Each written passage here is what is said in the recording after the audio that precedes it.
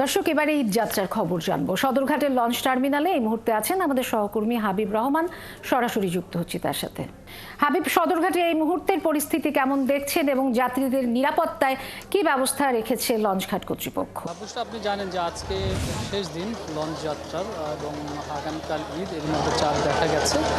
সেই হিসাবে আজকে শেষ দিন যে ঈদ যাত্রা লঞ্চ ঘাটে সদরঘাট থেকে যারা বিশেষ করে নৌপথে বরিশাল, চাঁদপুর, ঝালকাঠি সহ বিভিন্ন জেলায় যাচ্ছেন, তারা ঈদ আনন্দ করতে পরিবারের সাথে যাচ্ছেন। তবে সদরঘাটে সেই মানুষের যে উচ্চতর ভিড় বা চাপ সেটা কিন্তু একেবারে নেই।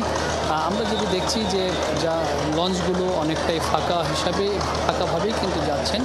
আমরা যদি দেখছি, এর আগে দেখেছিলাম বিশেষ করে আরও 4-5 বছর আগে যখন এই পদ্মা সেতুটি হয়নি, ঠিক সেই সময় যে ধরনের ভিড় ছিল সদরঘাটে, সেটি আসলে এখন আর দেখা যায় না।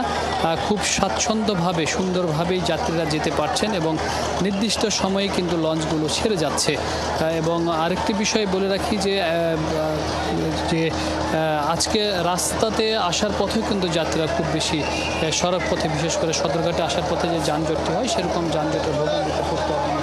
বলা চলে অনেকটাই ফাঁকা হয়ে গেছে সদরঘাট এবং যাত্রীদের উপস্থিতি খুব কম। সকালের দিকে কিছুটা চাপ ছিল, যেটি সদরঘাটের যারা দায়িত্বে রয়েছেন, বিশেষ করে বিআইডব্লিউটি এর কর্তৃপক্ষ, তারা আমাদেরকে বলেছে যে সদরঘাটে সকালে কিছুটা যাত্রী চাপ ছিল, বিকেলের দিকে সেই চাপ অনেকটা কমে গেছে। রাত 9টা পর্যন্ত কিছু হয়তো 2-1টি লঞ্চ ছেড়ে যাবে।